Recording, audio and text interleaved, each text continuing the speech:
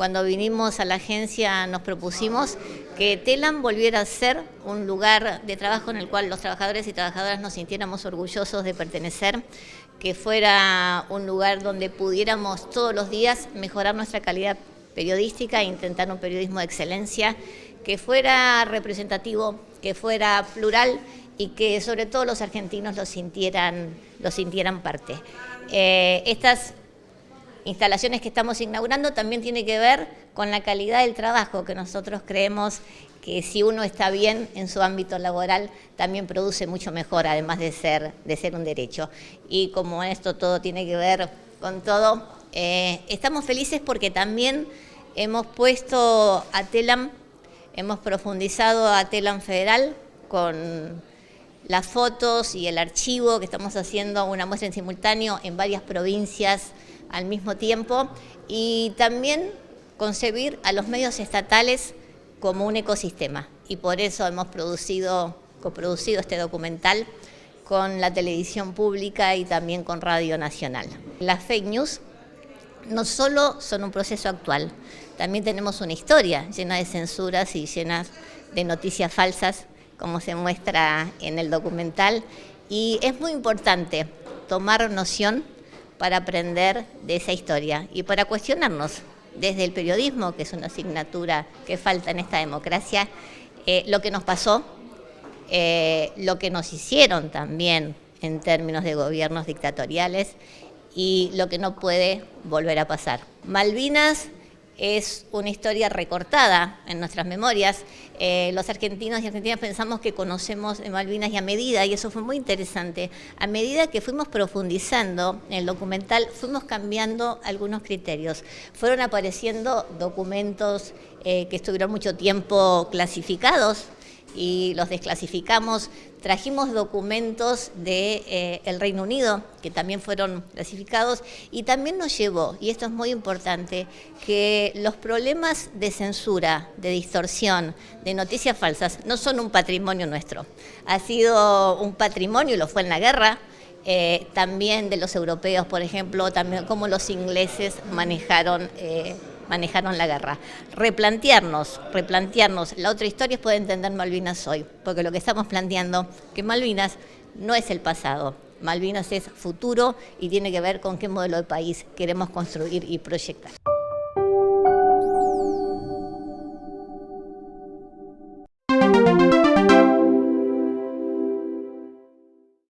La idea de que algo hay que entregarle a las fauces de la opinión pública convertiría de alguna manera este juicio en una especie de rito antiguo, que es el del sacrificio del chivo expiatorio, donde el tribunal se convertiría en los sacerdotes que llevan adelante ese ritual sacrificial, ese rito propiciatorio.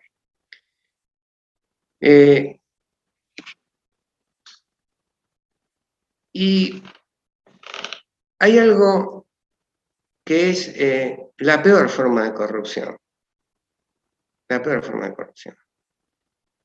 que es condenar a un inocente.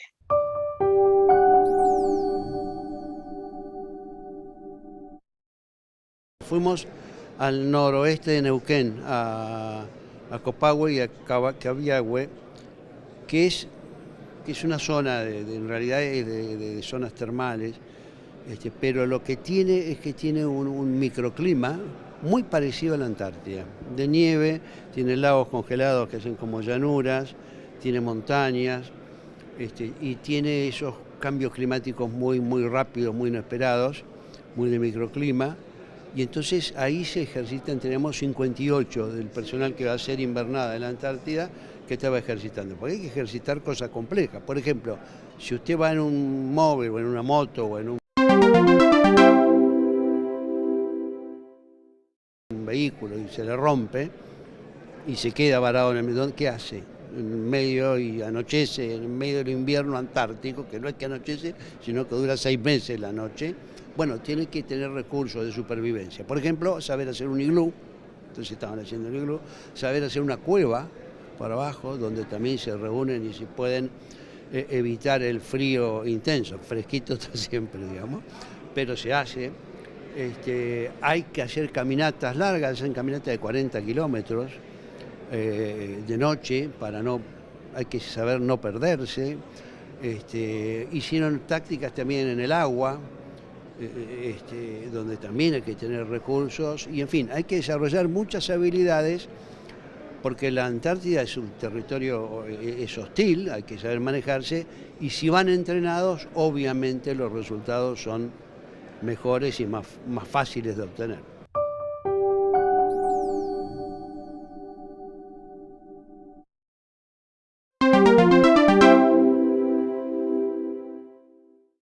El mensaje es, creemos que estamos en un camino correcto de fortalecimiento de la fuerza, creemos que el plan, que la política de defensa que planteó el Gobierno Nacional, el presidente, es la correcta. Hemos avanzado en un ciclo de planeamiento, cosa que no se hacía desde el 2010 más o menos, y estamos avanzando a través del FONDEF en el proceso de recuperación de capacidades. Ese es un proceso que inevitablemente es largo, inevitablemente es un proceso donde uno siempre siente que se queda corto porque le falta más recursos, pero bueno, este es un proceso largo y creo que lo vamos a culminar exitosamente. El tema del debate es un tema que está un poco también de moda en la Argentina y que no resulta fácil, ¿no? Porque hay algunos que prefieren el insulto o la descalificación antes que un debate serio. Yo creo que el tema de defensa, el tema Fuerzas Armadas, es un debate que la sociedad merece, que en su momento lo ha dado y que hay que actualizarlo, y sobre todo cuando uno ve que en vez de fortalecer el debate se lanzan definiciones o descalificaciones que en nada ayudan a fortalecer o a profundizar lo que tiene que ser un debate tendiente a ¿qué? Bueno, a garantizar mejor nuestra soberanía, la defensa de nuestros intereses y la existencia de unas Fuerzas Armadas ágiles, modernas y con capacidad disuasiva fuerte.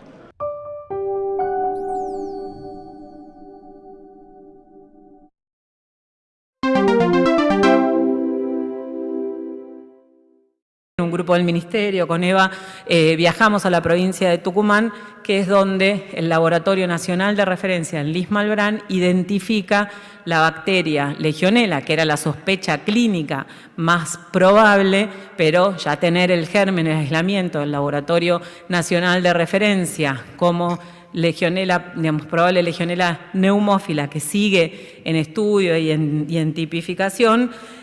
Lo que se define como un nuevo paso es trasladar a los pacientes que estaban internados todavía en ese centro de salud y eliminar definitivamente cualquier posible fuente de exposición, tanto de quienes estaban internados como de quienes cuidaban a esos pacientes, como del personal de salud, avanzando en ese sentido. Y tenemos hasta el momento en estudio como casos de neumonía que pueden ser por Legionella o se pueden descartar, son 22 pacientes, de los cuales hay 6 personas que fallecieron, hay 4 personas internadas, 2 con asistencia respiratoria mecánica y 12 son pacientes ambulatorios, y esas personas que tienen neumonía, que están en estudio, se distribuyen entre pacientes, personal de salud y cuidadores de los pacientes. Esta bacteria, la fuente de infección es por vía inhalatoria. Cuando está en las tubuladuras del aire acondicionado, las cañerías,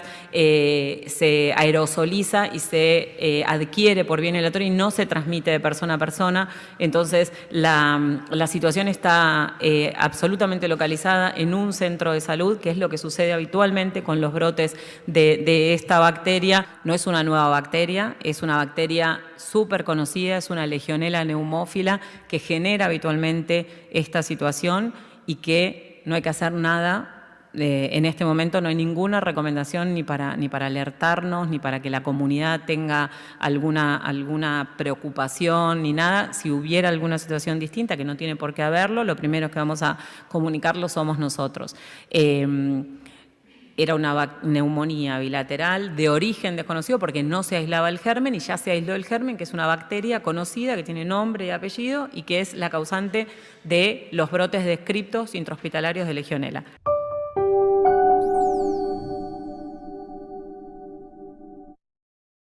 I have been brought up to cherish a sense of duty to others and to hold in the greatest respect the precious traditions, freedoms. I have been brought up to cherish a sense of duty to others and to hold in the greatest respect the precious traditions, freedoms, and responsibilities of our unique history and our system of parliamentary government. As the Queen herself did with such unswerving devotion, I too now solemnly pledge myself, throughout the remaining time God grants me, to uphold the constitutional principles at the heart of our nation.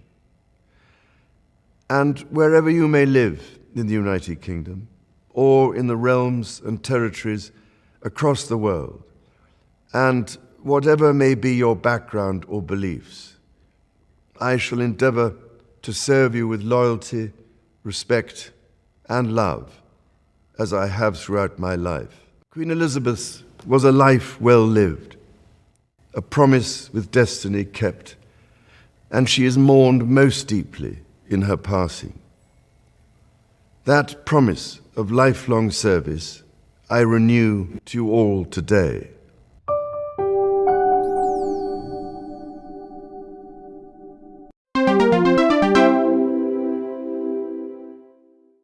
En relación a COVID, estamos primero recomendando a quien no recibió el primer refuerzo la importancia de recibirlo, a quien no recibió el segundo refuerzo la importancia de recibirlo, decir que, lo decimos siempre, el virus SARS-CoV-2 no se puede eliminar, la infección natural no nos da protección de por vida, la vacuna no dura toda la vida, así que para sostener esta situación donde vamos a tener circulación del virus y donde vamos a tener estacionalidad y que eso no se traduzca hospitalizaciones y muertes, no subestimemos la situación, sepamos que tenemos una herramienta muy importante que son las vacunas, necesitamos los refuerzos para no perder la inmunidad y tener posibilidades de tener complicaciones, sobre todo si tenemos más de 50 años, tenemos algún factor de riesgo y tenemos alguna situación de más riesgo de exposición como el personal de salud, personal de seguridad, así que es muy importante eso. Analizaremos como analizamos permanentemente cuándo es el mejor momento para recomendar el próximo refuerzo.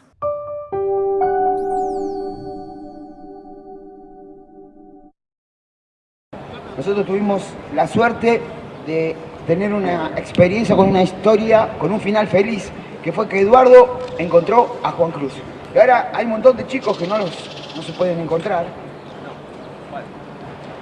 Entonces vamos a hacer una canción, a ver si podemos encontrarlos, ayudar a Mrs. Children para encontrar a estos chicos perdidos. Ahí está Rodrigo, Sofía Jazmín, Bruno, Alberto, Lucas, Brisa, Yelén, Abril, Agustina, Julieta, David, Leonardo, Guadalupe, Eliana, Camila, Candela, Agustina, Joel.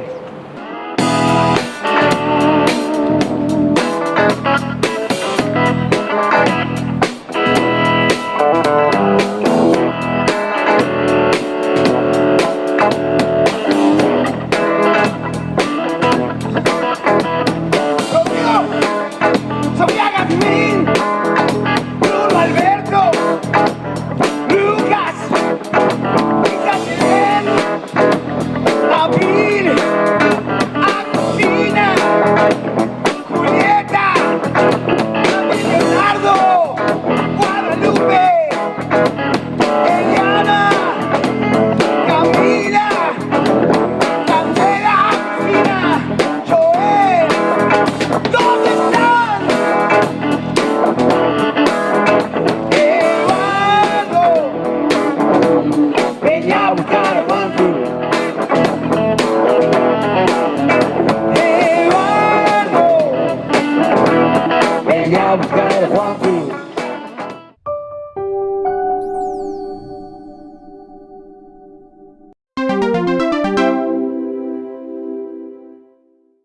Telam, las fotos recuperadas de Malvinas, cristaliza un poco un proyecto que nos propusimos desde que llegamos a Telam, entre otras cosas que fue empezar a recuperar y poner en valor el archivo fotográfico de Telam, en realidad todos los archivos, pero el fotográfico también. Y entonces surge este trabajo que tiene que ver con las fotos que sacaron los fotógrafos de Telam cuando estuvieron en Malvinas durante el conflicto bélico.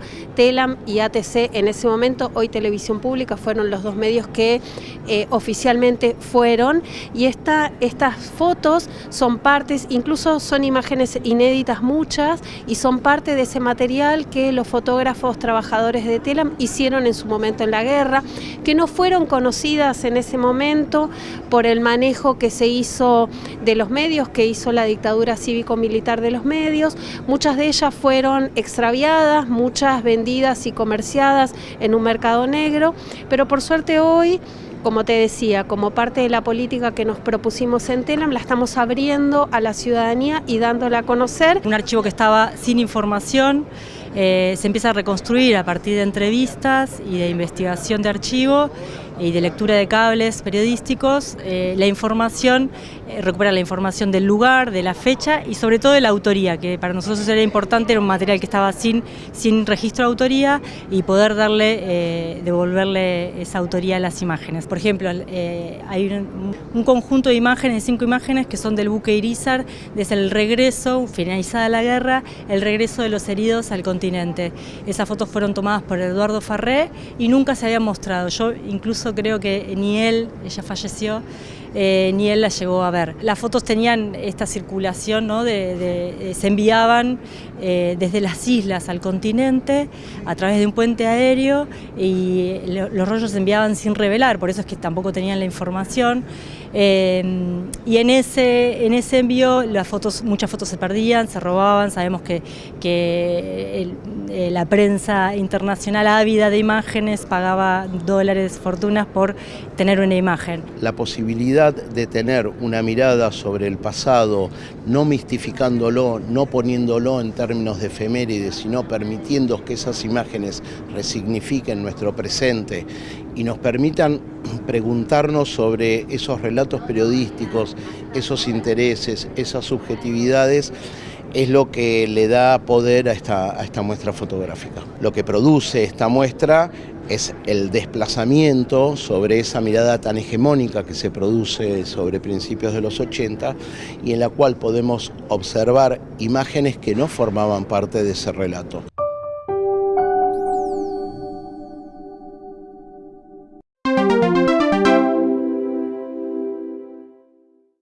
En la Divina Comedia, de los 9 círculos infernales, Dante le destina el 7º a los violentos. Nos describe allí un lugar horroroso, árido, atravesado por un río lleno de sangre. Allí van a parar las personas que en vida han ejercido violencia contra otros seres humanos. Dante, con maestría, nos dice que la violencia tiene múltiples causas.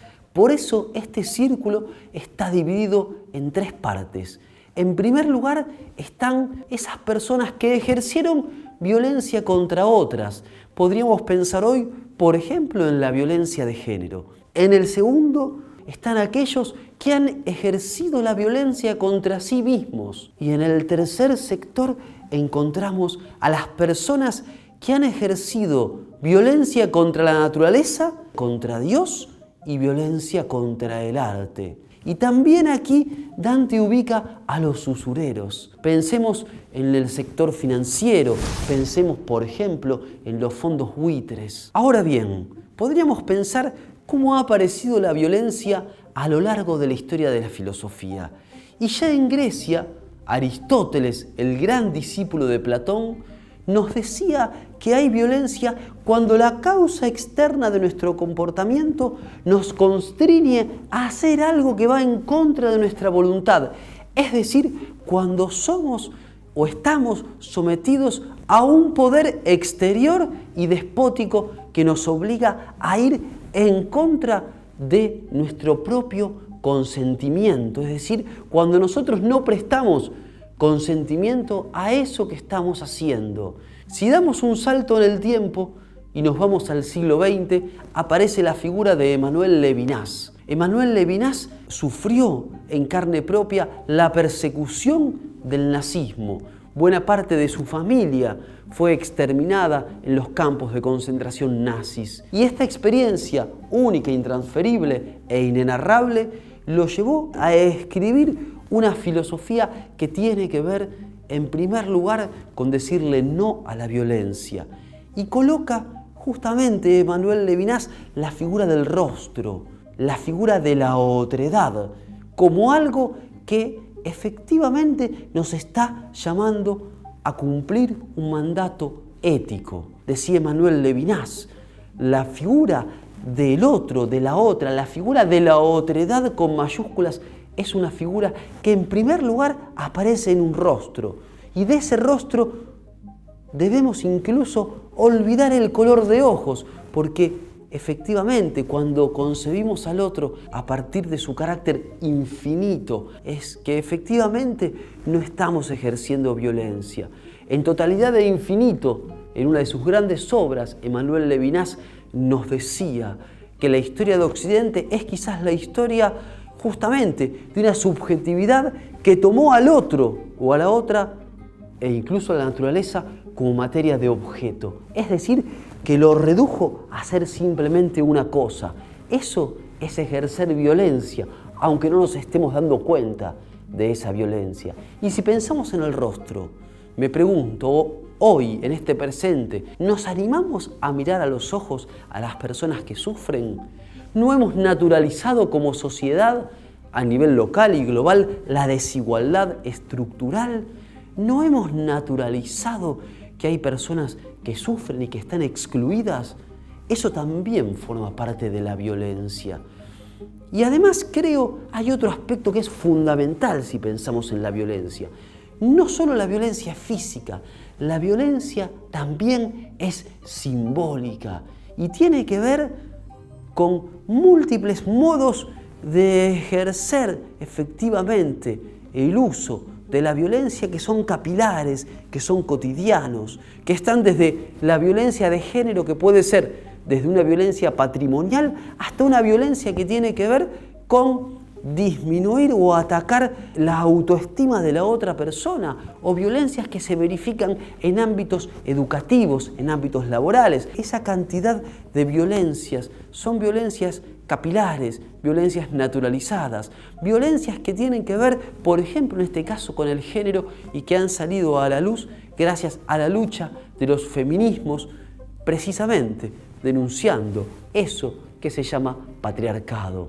Por eso la violencia es múltiple, tiene múltiples aspectos y al mismo tiempo la violencia es incentivada por discursos de odio y al mismo tiempo la violencia es eso que anida y que nosotros practicamos, pero es preciso poner en palabras estos usos de la violencia para empezar a revertir esta situación y para construir una sociedad al menos un poco más justa, y esa justicia tendrá que ver con la no violencia.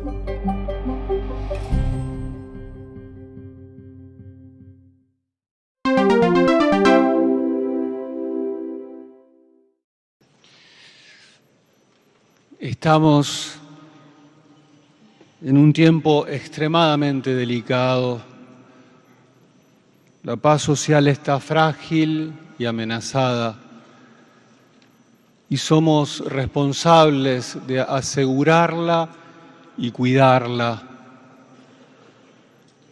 Por este motivo, cuando el señor Intendente de Luján me invitó a presidir esta misa y me compartió su deseo de hacer una convocatoria amplia hacia todas las fuerzas políticas y sus representantes, a nuestras hermanas y hermanos de otras confesiones cristianas y religiosas, les doy gracias que estén aquí, gracias.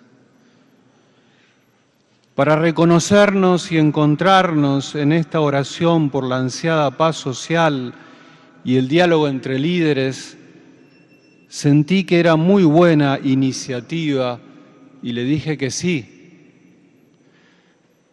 Además, lo hacemos en el día en el que todos los obispos de la Argentina estamos animando a una sentida oración por la paz y la fraternidad. Y lo hacemos en el contexto de la colecta de Más por Menos, cuyo lema es: aliviando el dolor de hoy, alimentamos la esperanza. La oración por la paz y la fraternidad es urgente. Y este es el espacio indicado para rezar por la patria. Si nos encerramos, vamos al choque, al enfrentamiento, a la disolución. Si nos abrimos, podemos encontrarnos, escucharnos, dialogar, trabajar por el bien común, fortalecer la democracia y reconstruir con esperanza la patria herida. El Papa insiste tanto en el tema de la cultura del encuentro. Eso es lo nuestro, porque el Señor nos enseñó eso, nos enseñó a que tenemos que juntar, tenemos que hacer que haya fraternidad. Así lo hizo Jesús. Entonces la Iglesia siempre está dispuesta a dar una mano en la fraternidad, para la escucha, para el diálogo, para la paz social, para el fortalecimiento de la democracia. Entonces, gracias por esta misa, gracias de corazón.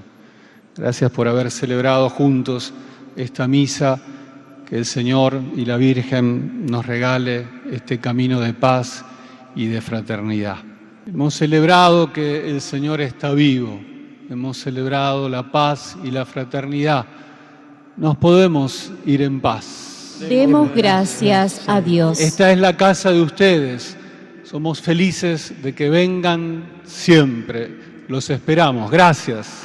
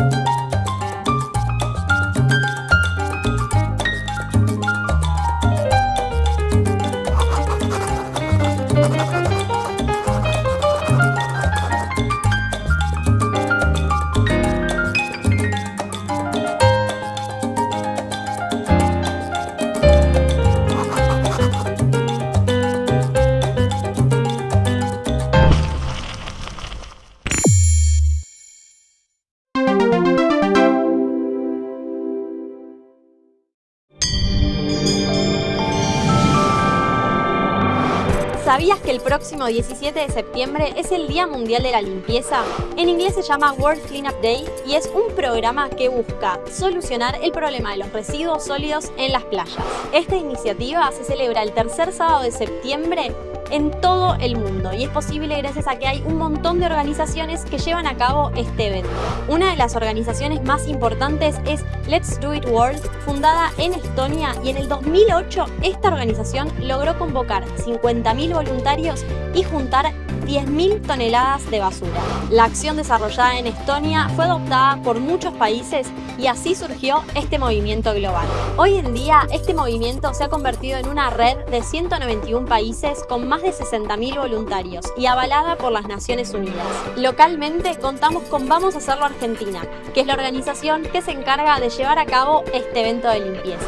A través de las jornadas de limpieza se busca no solo recuperar residuos sólidos, sino también generar conciencia, sensibilizar y visibilizar lo que es el problema de la contaminación. Si querés participar, podés hacerlo de diferentes maneras. Podés ser voluntario en alguno de los puntos que ya está establecido y ese punto lo podés buscar en el mapa de Vamos a Hacerlo Argentina.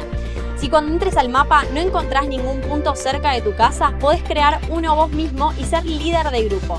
Y si no, podés buscar alguna de las otras alternativas que existen para que puedas sumarte a la limpieza. Para hacerlo te recomiendo entrar en el Instagram de Vamos a Hacerlo Argentina y ahí consultar todas las posibilidades. Informate y acordate que nunca es tarde para cambiar de hábitos.